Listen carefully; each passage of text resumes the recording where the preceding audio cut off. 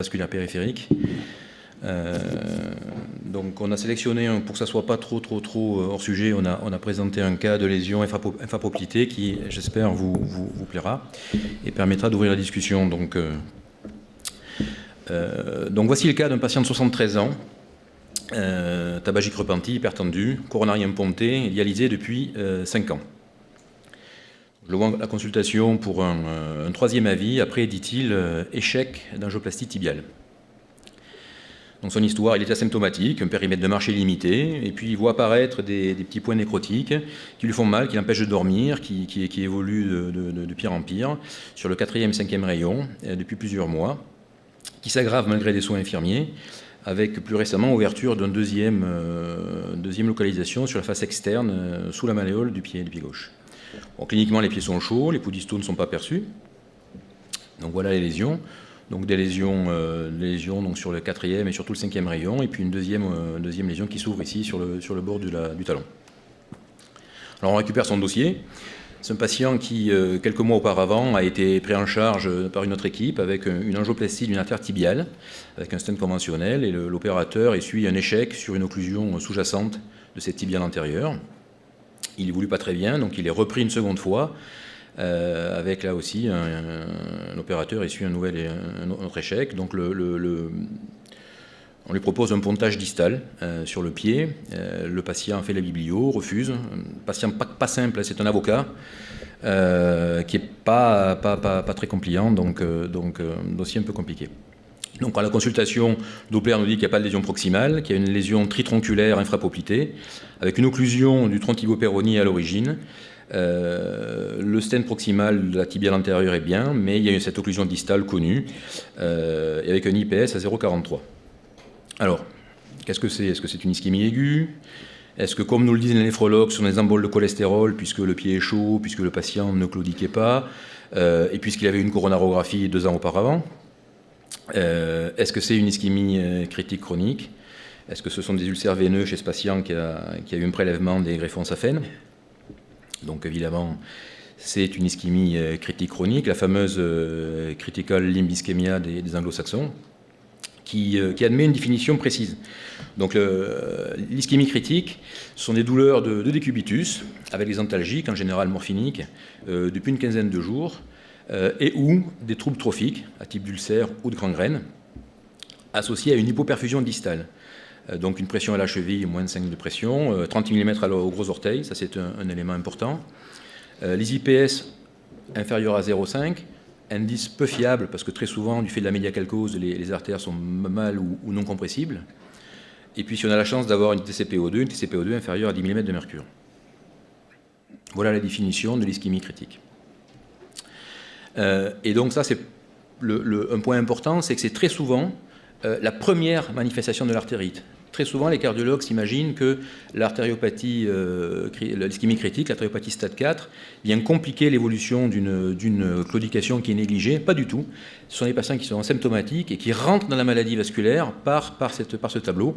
Et donc, ils ne sont pas dans notre circuit. C'est des gens qu'on voit en gériatrie, maison de retraite, qu'on voit en diabéto, en dermato, ou dans les services de néphrologie, comme ici. Alors, qu'est-ce qu'on lui propose ? Un scanner, une IRM, une artério, on continue les soins infirmiers avec du caisson, on lui propose de voir le chirurgien. Donc, on lui propose une artériographie, et pas n'importe laquelle, et ça, c'est un élément important, un élément très important, c'est-à-dire qu'on va lui faire une artériographie, mais sélective sur le membre concerné, et ça, c'est les 3 points en rouge, c'est-à-dire qu'on doit faire des clichés qui sont centrés. Il ne faut pas faire de travelling, il ne faut pas faire de bolus tracking. Il faut centrer les clichés sur le trépied jambier et sur le pied. Vous verrez l'importance que ça peut avoir. Et surtout avec des temps tardifs pour bien analyser la collatéralité. Et donc, ça c'est un artério que vous faites vous-même et qui va, en général, embrayer sur une angioplastie qui sera faite ad hoc. On est sur une population de forte comorbidité et donc la stratégie one-shot est très importante sur des gens qu'on n'a pas envie de reprendre. Du fait du caractère souvent très distal des lésions, ça sera une voie homolatérale, antégrade par voie fémorale, donc on pique du côté. Et c'est peut-être les seules indications où on va faire un scanner ou un IRM si l'angiologue n'est pas sûr, c'est pour vérifier qu'il n'y ait pas de lésion proximale sur le réseau iliaque ou sur le trépied avant de descendre directement pour faire l'angioplastie. Pourquoi cette stratégie donc en one-shot ? c'est que cette ischémie crétique chronique, c'est une véritable urgence vasculaire, puisque là, on parle de conservation du membre touché. Chez le claudiquant, le pronostic n'est pas à la jambe, le pronostic il est au confort, à la qualité de vie. Dans l'ischémie critique, c'est la conservation du membre touché. Si vous avez tous ces critères, le patient traité médicalement va avoir 85% de chances de se faire couper la jambe avec une amputation majeure. Donc l'objectif, c'est de sauver le membre. Alors voilà l'artériole initiale, donc on va replacer pour ceux qui ont... Voilà, donc la poplité, en regard de l'interligne articulaire, c'est le segment P2, sous l'interligne, c'est le segment P3, qui va délivrer donc ici la tibiale antérieure qui descend, et puis normalement le tronc tibio-péronnier qui est oblitéré avec rien dessous. Donc sur cette image d'artério classique, il est impossible de poser des indications. Donc voilà l'artériographie qu'on fait dans ces cas-là, centrée sur le pied, l'arcus est fixe, et donc voici les images que je laisse tourner 2 fois pour que vous puissiez vous les mettre en tête. Voilà, donc un temps de transit qui est un peu long évidemment, parce qu'il y a toujours un retard circulatoire sur ces lésions distales. Ah, ça ne tourne pas. Donc on va les analyser arrêtés, parce qu'en direct c'est toujours très difficile de poser une indication.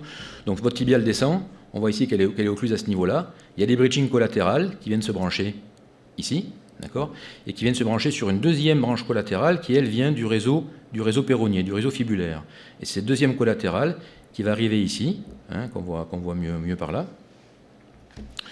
Quand on laisse le pied sur l'arcus, on voit s'injecter ici l'artère pédieuse qui descend sur le dos du pied. Et sur des clichés encore plus tardifs, on voit que cette artère pédieuse ici vient faire le tour et commence à reprendre le réseau plantaire. Et puis qu'à contre-courant, on voit remonter ici l'artère péronnière qui finalement n'est pas si malade que ça. Donc, quelle artère, quelle lésion doit-on cibler, Ça, c'est la difficulté, avant la difficulté technique, c'est cette difficulté intellectuelle. Vers quelle artère je vais me diriger, comment choisir. Alors, il y a un principe de base, et là on retombe un petit peu sur l'anatomie, c'est que les conditions nécessaires à la cicatrisation, c'est d'avoir une artère en ligne directe de l'aorte jusqu'au pied sur l'arcade. Et donc quand on s'intéresse aux axes jambiers infrapoplités, les lésions Bilodenis, BTK, ce qu'il faut c'est revasculariser l'arcade, donc cibler une artère qui est branchée sur l'arcade. Et les 2 artères qui sont branchées sur l'arcade sont les artères tibiales. L'artère tibiale antérieure est branchée sur l'arcade par la pédieuse, et l'artère tibiale postérieure qui est branchée sur l'arcade par les artères plantaires latérales notamment. À défaut, si on ne peut pas attraper une tibiale, on va prendre la péronnière, mais, qui je le répète, n'est pas branchée directement sur l'arcade, elle la reprend par des branches collatérales antérieures ou postérieures. Et on verra ensuite qu'on peut s'aider éventuellement de l'angiosome pour choisir notre artère tibiale. Dans plus de 25% des cas, ces lésions infrapoplitées sont associées à des lésions d'amont. Et on a assez souvent des occlusions fémorales superficielles qui sont anciennes, bien collatéralisées, et qui étaient asymptomatiques jusqu'ici.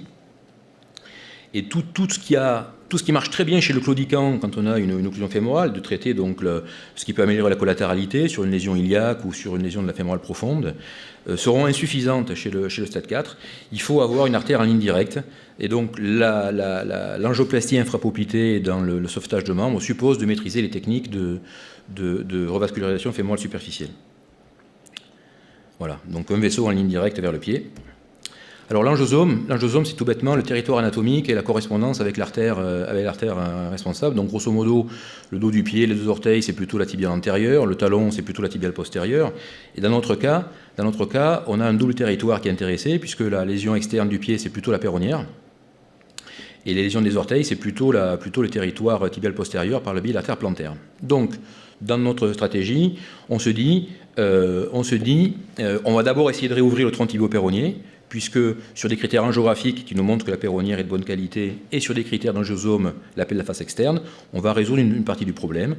Objectif secondaire, essayer de réouvrir une tibiale, si possible la postérieure, puisque c'est le 4e et 5e rayon, à défaut la tibiale antérieure. Voilà. Donc on attaque, on revient à l'angiographie. Donc là on est en abord intégrade, un microcathéter, l'occlusion proximale, donc bon, on franchit, on prédilate. Très souvent, donc là on essuie plusieurs ruptures de ballon chez les dialysés, c'est souvent des lésions affreusement calcifiées et qui sont très dures à ouvrir. Donc rupture successive de 2 ballons non compliants. Et on finit par implanter sur l'ostium du tronc tibio-péronnier un Cypher 3.5. C'était en 2011, en protégeant la tibiale antérieure par un ballon, résultat correct. Et donc quand on injecte avec le microcathéter sélectivement, on se rend compte qu'effectivement le calcul est juste, puisque notre perronnière finalement est perméable en aval. Donc là on va la traiter par 2 inflations prolongées au ballon, des ballons de 15 cm de long. Aujourd'hui on aurait utilisé un ballon de 30 cm, qui nous permet donc d'avoir une inflation d'un seul tenant. Et on arrive à ce stade-là. Donc le contrat est rempli sur l'artère fibulaire qui descend bien, d'accord. Maintenant, pour remettre l'arcade en charge en direct, à titre personnel, la tibiale postérieure ne me paraît pas abordable. On ne sait pas d'où elle naît, on n'a pas de moignon, il n'y a pas de champ d'aval, donc on décide de se porter sur la tibiale antérieure. Ici, tibiale antérieure, alors bon, j'ai pas mis rouge et vert, hein. Deux options, un petit peu comme les coronaires. Soit on la prend par voie antégrade, exactement comme l'ont fait les correspondants précédents, soit on essaie de la prendre par voie rétrograde à partir d'une ponction pédieuse. L'option 1, le chirurgien qui s'était occupé de ce patient est un chirurgien aguerri, qui travaillait correctement. Il n'avait pas réussi à franchir, non pas parce qu'il n'avait pas avancé le guide, mais parce qu'il n'avait pas pu revenir en vraie lumière après un trajet sous-intimal. Donc, si on attaque par voie antégrade, il faut avoir un plan de rechange et donc utiliser un système de réentrée sur guide 0,14. Ça existe, c'est en périphérique qui s'appelle NTIR, c'est le même système que le Stingray. Vous avez donc ce ballon plat qu'on va gonfler en faux chenal avec deux exit portes et un guide angulé qui va se diriger vers la vraie lumière et essayer de piquer pour revenir dans le vrai chenal. Alors moi aussi un exemple, hein, une catastrophe antégrade avec une artère rompue, un par voie rétrograde, on revient, on essaie de gonfler nos 2 ballons pour les reconnecter, ça ne marche pas, et donc on descend ce petit ballon et on va venir ici sortir par le port en direction de la vraie lumière pour retrouver le vrai chenal. Dans l'exemple présenté, la réentrée se fait ici, et donc l'expérience qu'on peut avoir en fémoral ou en poplité, Philippe Como peut-être pourra nous dire un mot, c'est que quand on doit utiliser un système de réentrée pour revenir en vraie lumière, très souvent il est obligatoire de stenter la réentrée, sans doute parce que la membrane qui séparait était très importante, peut-être étions-nous non pas en sous-intimal mais en sous-adventiciel. L'expérience du système de réentrée en fémoral, c'est que très souvent il faut stenter la porte de réentrée. Et alors là, la réentrée, elle est sur l'articulation, donc pour des raisons évidentes de contraintes mécaniques sur le pli de flexion, mettre un stent à cet endroit-là, ça ne me paraît pas possible. Donc pour cette raison-là, nous n'avons pas choisi la voie antégrade. Deuxième option, la voie rétrograde sur une ponction pédieuse. Donc là, on utilise le petit système Cook 2.9 French, introducteur valvé, qui est assez pratique. Donc voilà un exemple de ponction tibiale antérieure. Donc sur la tibiale antérieure, le pied est de face. On injecte en road mapping. On prend ici l'articulation entre l'astragale et on pique au-dessus de l'articulation par là. Et donc là, la ponction se fait bien.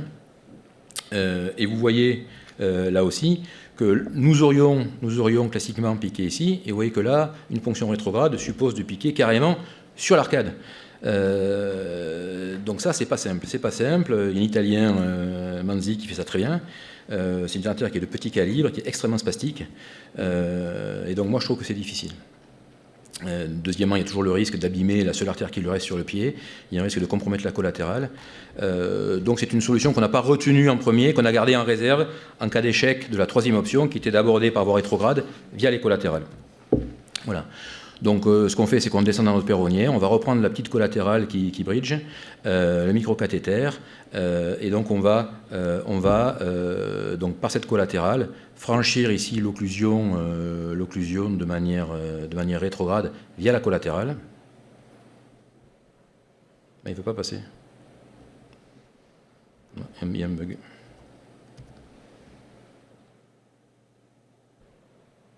Bon, il faut imaginer que le guide remonte, hein. C'est dommage. Voilà, donc on passe par la collatérale et le guide remonte, franchit de manière rétrograde de l'occlusion. Donc là, sur ces lésions très sinueuses, bon, évidemment, le fine cross est supérieur à tous les autres microcathéters qu'on a pu utiliser. Donc on prédilate de manière rétrograde notre occlusion. Et voilà ici le résultat après prédilatation au ballonnet. Alors là, on peut faire un stop sur quelques plaques rapides de littérature sur la stratégie qu'on va utiliser maintenant. Est-ce qu'on reste sur du ballon? Est-ce qu'on met un stent? Est-ce qu'on met du stent actif? c'est peut-être la plaque la plus importante de la présentation, c'est la méta-analyse de Romiti qui poulait un petit peu tous les résultats d'angioplastie au ballon. Les résultats d'angioplastie au ballonnet sont extrêmement décevants en termes de perméabilité. On a guère plus de 40% de perméabilité à 2 ans. Donc les résultats angiographiques ne sont pas bons. Et pourtant, on a des résultats cliniques qui sont très intéressants puisqu'on a plus de 80% de sauvetage de membres. Donc ce hiatus qu'il y a entre la qualité angiographique et l'amélioration clinique, c'est un élément qui est fondamental. Le stent nu fait un peu mieux, mais guère. Ici avec le stent expert, donc on a à 1 an 76% de perméabilité, mais à 2 ans on tombe à peine plus de 50%. Donc le stent nu ne marche pas terriblement bien. Mais là encore, vous voyez, on a des taux de sauvetage qui dépassent allègrement les 90% à 1 an. Donc des résultats cliniques qui sont très intéressants.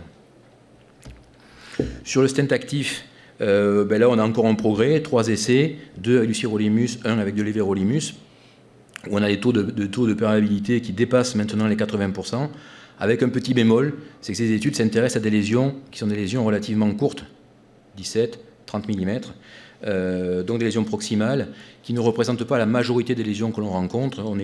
Voilà, c'est peut-être 10 à 15% des patients, mais comme exactement la lésion initiale que je vous ai montrée sur le tronc tibio-péronnier, donc dans cette petite niche, les stents actifs peuvent être intéressants. Et pour nous coronographistes, si on veut résumer, Destiny c'était le Xience contre le Vision. Si vous regardez le late loss, en jambier, vous avez un late loss qui approche 0,8 avec de l'actif. Donc pour faire simple, un actif en jambier se comporte comme un nu en coronaire. Les ballons actifs, donc des premiers travaux avec l'impact, le ballon impact qui était très intéressant, avec des réductions de plus de 60% sur le TLR. Il faut dire que cet enthousiasme initial a été un petit peu douché par l'étude présentée l'année dernière avec le même ballon, qui là ne montre pas de bénéfices, sans qu'on sache bien expliquer pourquoi. Donc le ballon actif, on est encore sous évaluation. Donc, du stent uniquement si on a une lésion proximale et focale, ou en buy-out en cas de dissection qu'on n'arrive pas à recoller. Les ballons actifs, je vous ai dit, évaluation en cours. Et donc, le gros du challenge, c'est d'arriver à franchir, et qui suppose donc d'avoir du matériel adapté, des guides CTO, des microcathéters, des longs ballons, nous l'avons vu. Et si on revient à ces études sur les stents, et ça marche pour toutes les études, schématiquement, et pour simplifier, les 5 à 10% de patients à qui on coupe la jambe correspondent grosso modo aux 5 ou 10% des patients chez qui on n'a pas réussi à franchir initialement. Donc le challenge de cette pathologie, c'est d'arriver à franchir, arriver à revasculariser, et ma foi, si ça se rebouche après, on aura tout le temps d'y revenir, et ce n'est pas le problème principal. Voilà, donc on revient à notre cas. Donc là, c'est une lésion relativement longue, donc on a traité ça avec du ballon actif sur la tibiale antérieure, puis sur toute la péronnière. Donc voilà le résultat final sur les 2 artères. Voilà, l'angiographie sur le pied, avec une tibiale qui est maintenant canalisée. Et vous voyez que l'artère plantaire maintenant est bien reprise, on devine même ici la branche calcanéenne. Voilà, donc ce résultat angiographique acceptable s'accompagne d'une amélioration, donc un effet antalgique instantané, une cicatrisation du trouble trophique à 2 mois. Et donc, on a maintenant 4 ans de recul, donc on l'a repris une première fois à 18 mois pour des resténoses ultrafocales, comme souvent après le ballon actif, qu'on a traité par stent actif. Il est revenu une deuxième fois il y a 1 an sur une lésion ostiale, là où on avait gonflé le ballonnet pour protéger le tronc tibial, qu'on a traité aussi avec un stent actif. Voilà. Donc si on devait retenir 3 points, c'est que le premier, c'est que l'ischémie critique engage la conservation du membre, qu'il faut bien réfléchir avant de commencer, premièrement en identifiant notre artère, et ça se fonde sur une artériographie très bien réalisée selon les critères qu'on a vus, et qu'on peut céder évidemment de l'angiosome, et qu'on définit ainsi une stratégie hybride avec un plan, puis un plan de sauvetage, et puis un plan B, un plan B'. Et donc malgré des taux de réocclusion qui restent élevés, les résultats cliniques me paraissent, moi, extrêmement satisfaisants. Merci.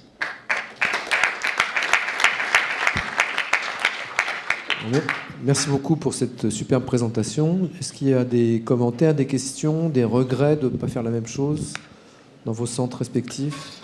Jérôme, ça te prend combien de temps pour faire des procédures comme ça Alors là, on y avait mis 1h30. D'accord. 1h30, donc c'est long. Oui. Alors le rotablator, on a, depuis donc 2007, on a fait 2 cas, simplement. Donc on a des... la voie rétrograde permet de s'affranchir du rotablator. C'est-à-dire qu'effectivement... Mais le problème du franchissement, c'est essentiellement sur des manques d'appui. On a le cathéter qui est assez loin, donc on a une perte du vecteur de force, donc on a les cathéters qui se plient, etc. Donc on peut utiliser des cathéters d'appui comme le guideliner, hein, qui est bien. Et si vraiment on n'arrive pas à passer par manque d'appui, en passant par voie rétrograde, ça passe beaucoup plus facilement. Donc on a fait 2 cas de rota. Ouais, Jérôme, c'est vraiment une très belle présentation. Et c'est vrai qu'on a l'impression que tu es bien aidé par ta culture d'angioplastie pour faire tout ça. Et on a l'impression qu'il y a vraiment des techniques qui sont très différentes en fonction des centres. Est-ce que vous avez des recommandations un peu? Est-ce que toi, pour les stents actifs, tu utilises vraiment les stents actifs un peu de coronaire? Est-ce que vous avez du matériel spécifique? Alors sur l'infrapoplité, le challenge, c'est de franchir. À la limite, après, la technique qu'on va utiliser une fois qu'on a franchi me paraît presque secondaire. Puisque avec du ballon, si on a un résultat correct, avec un bon flux, le patient va être soulagé et on obtient en général une cicatrisation. Donc on peut faire mieux avec du stent actif et probablement du ballon actif. En France, le problème, c'est le remboursement. Puisque le remboursement, donc les marquages, les stents sirolimus ont été marqués CE en 2008 ou 2009, ils n'ont jamais été remboursés. Et les Everolimus marqués CE viennent d'être inscrits à l'ICLPPR uniquement depuis décembre 2014. Donc on est sur sur des trucs qu'on deal avec l'industrie, quoi. Donc idem pour les ballons actifs. Donc c'est vrai qu'en France, c'est quand même extrêmement restrictif. Voilà. Après, sur le franchissement, c'est clair que la culture CTO coronaire, alors je trouve que c'est pas exactement la même sensation. Moi, j'utilise pas les mêmes guides sur les CTO coronaires que sur les jambières. Les lésions sont un peu plus dures. Mais c'est le même esprit, quoi. Voilà, on réfléchit par devant, par derrière, le microcathéter. Enfin, c'est exactement la même philosophie. Écoute, on te remercie beaucoup pour cette super présentation. Et on va demander à Olivier de venir nous montrer 1 ou 2 cas de bifurcation.